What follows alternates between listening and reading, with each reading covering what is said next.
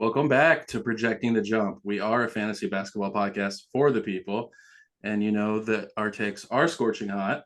No rhymes for you today. We're going to try kind of a quick hitting podcast.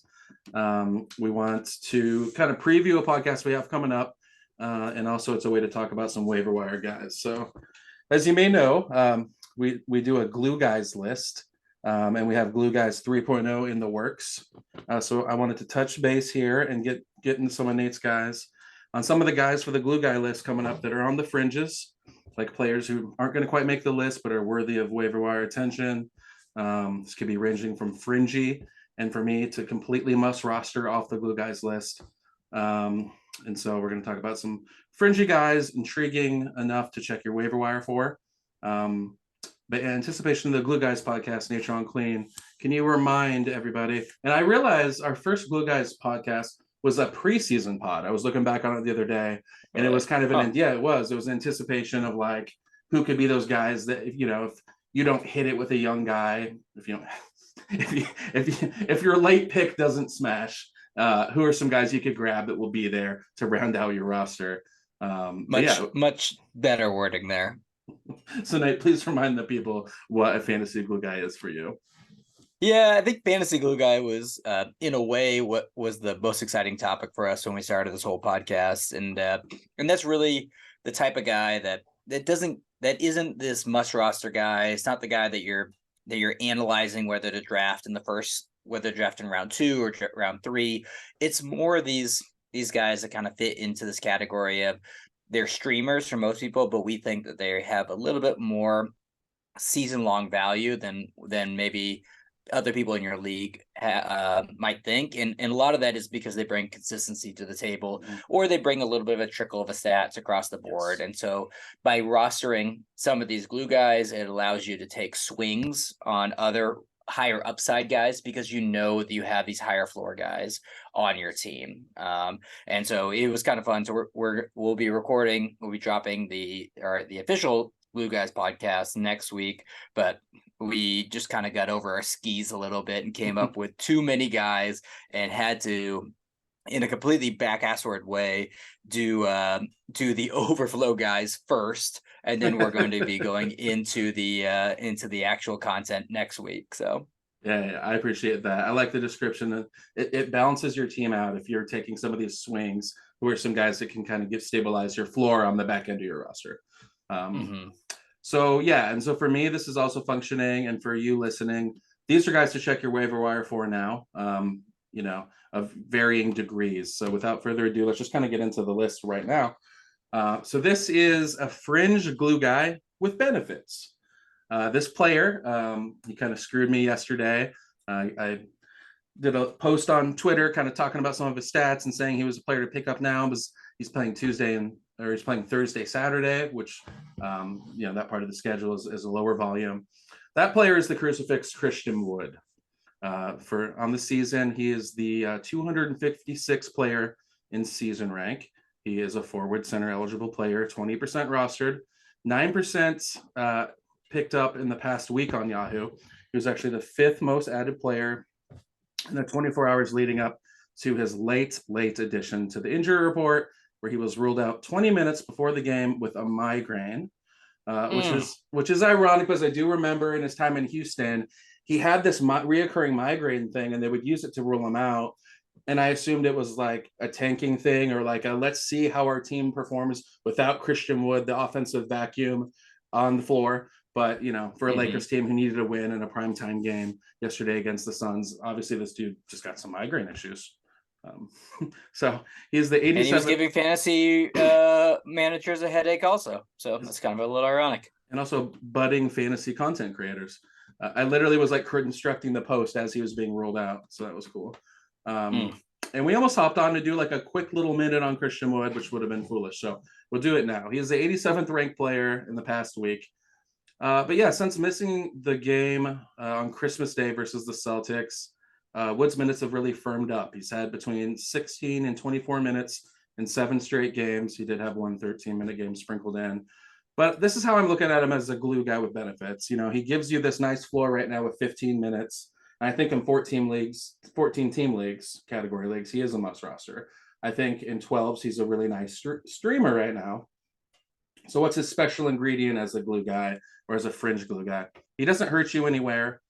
He's a glue guy that's offering your team a cheap boost. The past week, we're at 11.3 points, 6.3 rebounds, over a triple, a block, and almost a steal. Great shooting percentage. In fact, he hasn't missed a free throw in his last 9 attempts, which is kind of boosting his rank a little bit. Plus, is Street Clothes Davis, which I was never a big fan of that nickname, but if Anthony Davis decides to make an appearance on the injury report while you're rostering Christian Wood, you kind of also hit the jackpot while getting this nice low level production. So hence the fringe glue guy with benefits. You have the benefit of having an injury prone player in front of him, and you would expect that Christian Wood would take a lot of those minutes. So he's just kind of crept up on my radar. I've given him a chance in a couple leagues, slipped him into an IL plus last night in another league and grabbed Tayshaun Prince to get that game in. How much thought have you given to Christian Wood? Do you feel like he fits kind of the criteria of fringe glue guy? Yeah, no, I love his inclusion on this. And actually, it was interesting with a lot of these Laker free agency signings, there was a lot of noise made about during the offseason. There was a lot of kind of flowers thrown the direction for kind of nailing those. Christian Wood being one of them. The early part of the season, he really looked bad and really wasn't getting any minutes. I mean, I've always thought he was a terrible player, to be honest with you, in real life. But then it's this last couple weeks, and I think maybe the Lakers have been on TV a lot, on primetime games.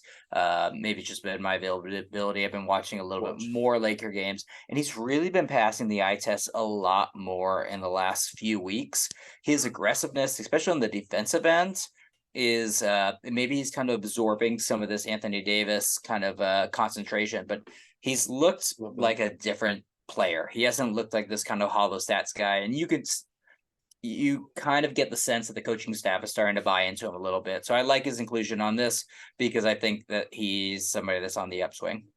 Coming from Natron Clean, I just want to make sure I'm emphasizing a Lakers hater and somebody who doesn't believe in Christian Wood, the player, to be able to see that there's something kind of changing with him. That's awesome, because we've always thought of him as a good stats, bad team guy. If he can become a high value role player for the Lakers, maybe he can become a high value role player for your fantasy team. Absolutely. Yeah, so the first guy which made my chopping block, didn't actually make my glue guys roster, was a guy that longtime listeners might be aware of, is that I'm a big fan of. I think you are a fan of too. And I, once again, am surprised that he's having this moment in the sun, and that's Chris Dunn of the Utah Jazz.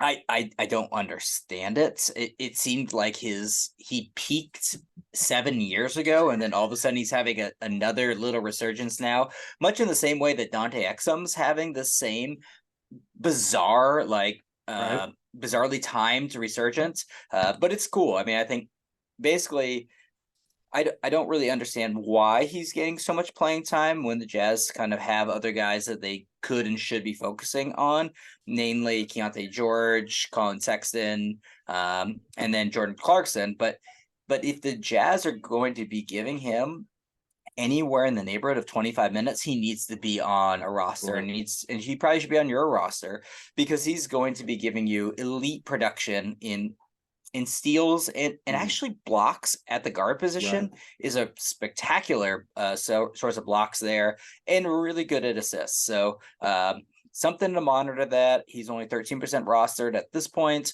but if he continues to be getting minutes like he has the last couple of weeks, he's going to become a glue guy the rest of the season. That's great. I love him. He's not on any of my lists. The Jazz have been winning with him in the lineup.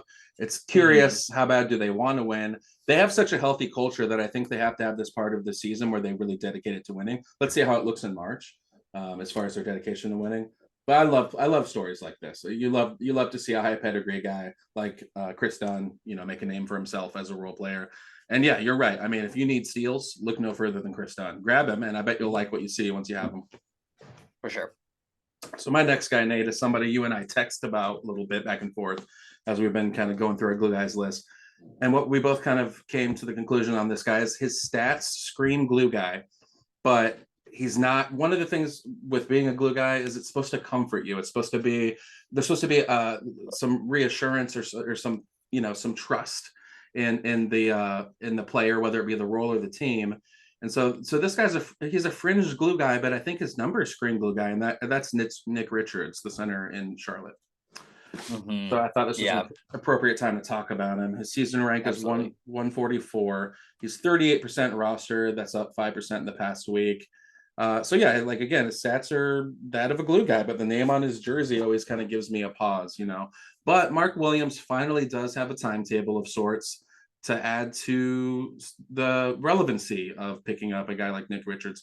He's going to be evaluated week to week basis. He was doubtful for like 13 straight games, which was super frustrating if you're a Mark Williams owner, but it also kind of left pause on picking up a guy like Richards when he is giving you a low level of production and it could just disappear. But I think he needs to be rostered by someone in most 12 team category spots right now. So the special ingredient, he's a consistent low end starter as far as big guy stats. He can start for your fantasy team. He's starting for the Hornets. Getting about 9 points, 7.4 boards, 1.3 blocks, half a steal. And this is interesting, 69% from the field on the season, 75% from the line, but that's taken a nosedive of late. 61% the past month, 45% the last 2 weeks. This is on low volume, something to consider though. With Mark Williams, he's a very good free throw shooter, about around 75% for a big guy. So I think if you're looking at Nick Richards as a pickup, think of him as at best 70% of what Mark Williams does without those spike games. But I think he's worth it on some rosters, and I just wanted to bring him up as that classic fringe glue guy, but he gives me enough pause to where he's not going to make my glue guy team. Yeah, no, I like this a lot. I think he's been a week to week or a game to game glue guy as far as when he's playing.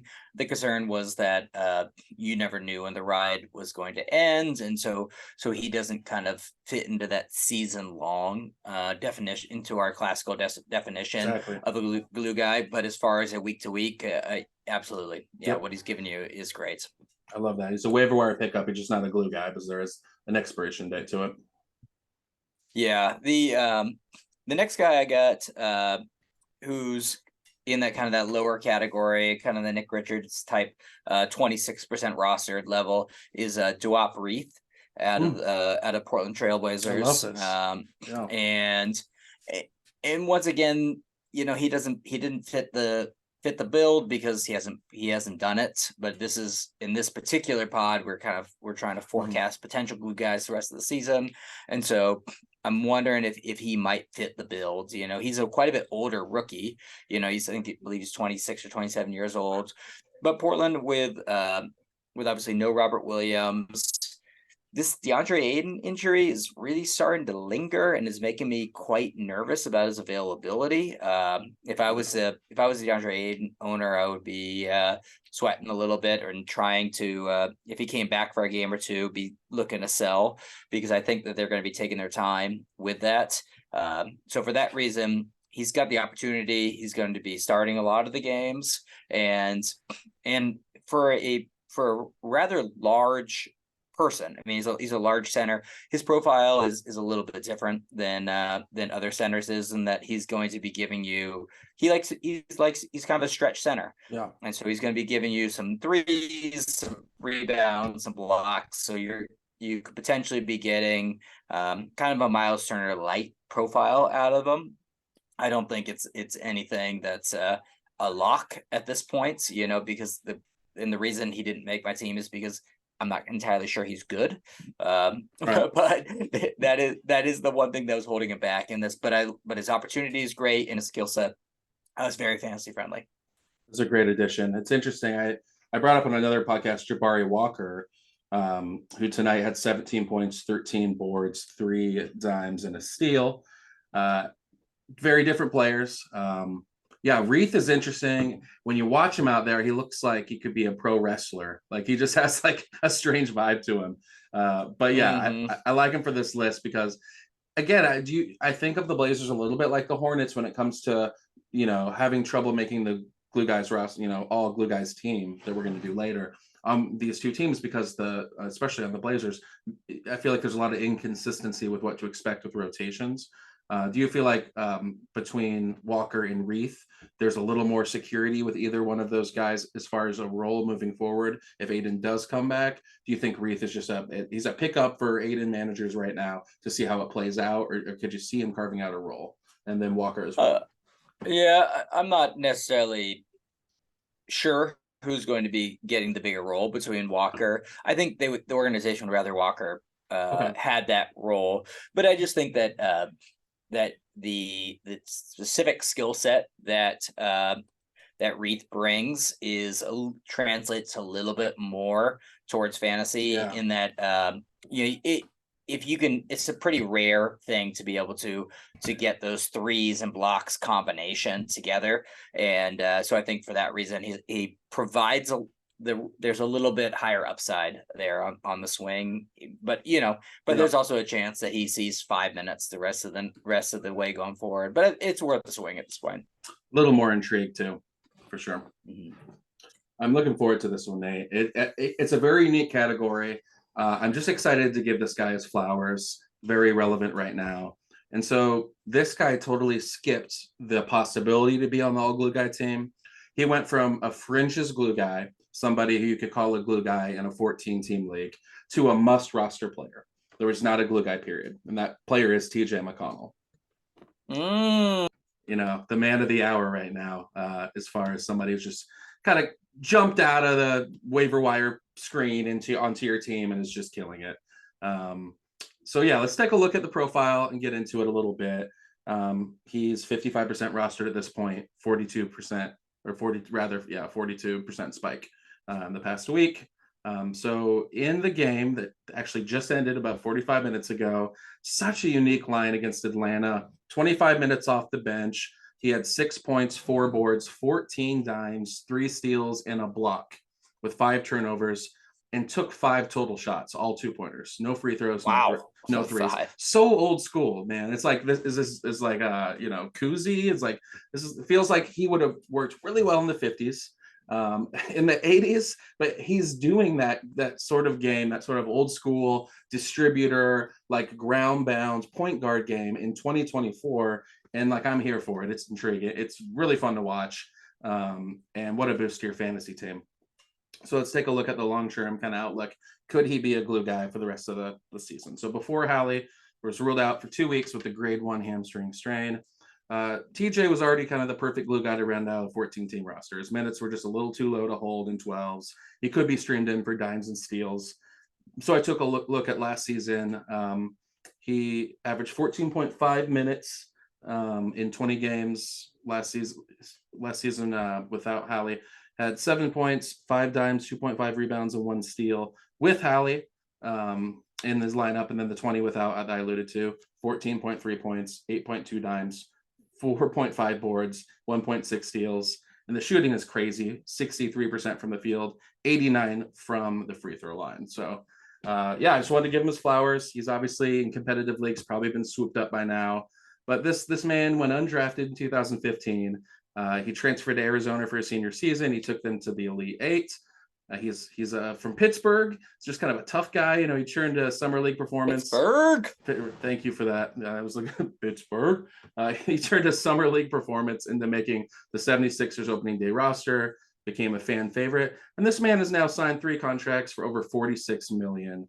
So just what a job by the 6'1" ground bound white kid from Pittsburgh, TJ McConnell. There are your flowers. Check your waiver wire, figure it out, pick him up. I was happy to swoop him in our league of record. And you had to be quick on the trigger there because TJ McConnell is bankable. So what do you think about this one? Am I right to say he was a fringes guy and now he's must roster? So that's kind of how he ended up on this list instead of the glue guys list. How do you see it? He's a special place in my heart. After last season, when Halliburton got shut down for a while, I picked him up. We obviously had a little bit of discussion on this pod whether it was going to be Nembhard or TJ McConnell. That's right. And I was on the TJ McConnell side of that, and my team was so terrible last year, just through a combination of mismanagement and injuries. But for that few week stretch, CJ McConnell just carried me to a really back into the playoffs, which was great. So he's obviously fantastic when he's going to be getting the minutes, and it's been interesting because he's been getting just enough minutes all season off the bench to be almost relevant enough. And so I'm curious to see what exactly the biggest thing I'm really curious about with the Pacers these next couple games is going to be does their frantic pace continue? Because they've been playing at this really just lightning, get up a shot within 10 seconds type of speed. And so I was curious to see if that would slow down a little bit. It seemed like it did the first couple games. And then secondly, were they going to revert to that kind of same traditional, let's keep the ball into our point guard's hands, or if they were going to kind of spread out those duties a little bit between Mathurin and Nembhard this season. And Bruce Brown, regardless. Right, yeah. Bruce Brown, obviously, yeah. But regardless, yeah. If he's as long as Halliburton's out, he's a lock glue guy. Yeah. Short-term glue guy, love it. Love his addition. We'll just do some quick math just to make sure to hammer this home. He's currently 55% rostered in Yahoo leagues. That means 45% of leagues. He's 55% rostered. That means 45% of leagues have not picked up TJ McConnell. So please, if you're listening to this and you haven't picked up TJ McConnell, your league's dumb. Yeah, like your league's dumb. No. So let's go. Even in taco leagues, he should be. I hate that expression, but even in this expression, not taco fall. It's a reference from the show The League, Taco League. So shout out The League. So yeah, you got any more guys you wanted to touch on that just didn't quite make the Glue Guys team? Yeah, just last guy that I've been kind of I feel like he's one of those guys that I don't know, for some reason I have an affinity or I'm attracted to these guys that I have written off like week after week or season after season, and then at a certain point I feel like I just got to be like, okay, like actually that last month was really good. And this is a weird guy because we set the topic that we were going to do last week, and so I kind of started brainstorming it, and I was like, all right, I'm going to include this guy on my roster, and then he proceeded to have 3 or 4 just piss games in a row. But this is a glue guy from the Miami Heat, and not that glue guy, not that Miami Heat guy. Hey, Dad, it's time to play.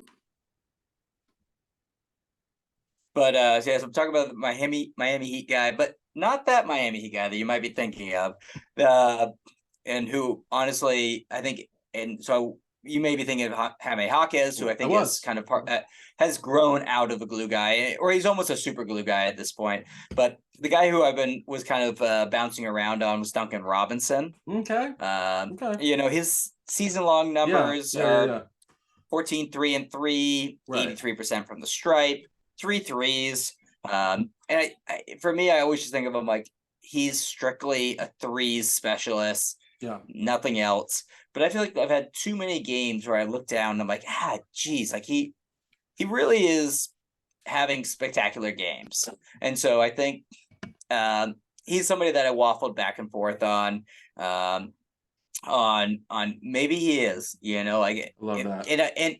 And ironically, as we were logging on, I was watching the end of the Miami Heat Orlando Magic game, and he just was going off, hitting shots left and right, leading the Miami Heat to a victory.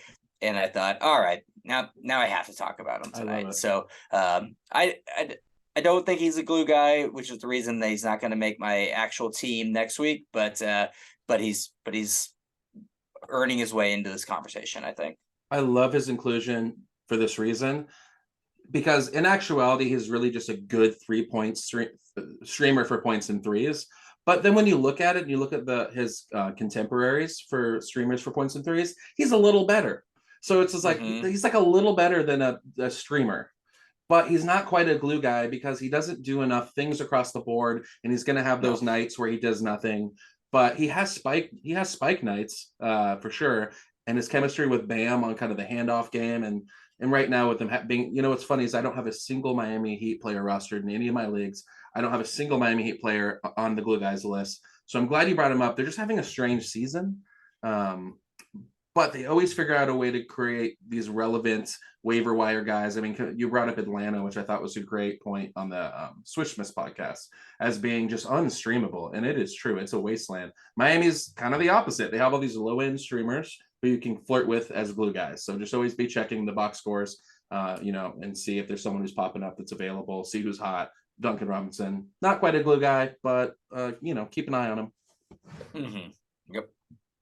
So well, I'm super excited to actually get into the meat of this podcast next week. I'll be we'll see if anything changes in the next few days before we get going. But this is my favorite podcast topic of the season. So make sure everybody out there, if you're listening to this, definitely tune into next week.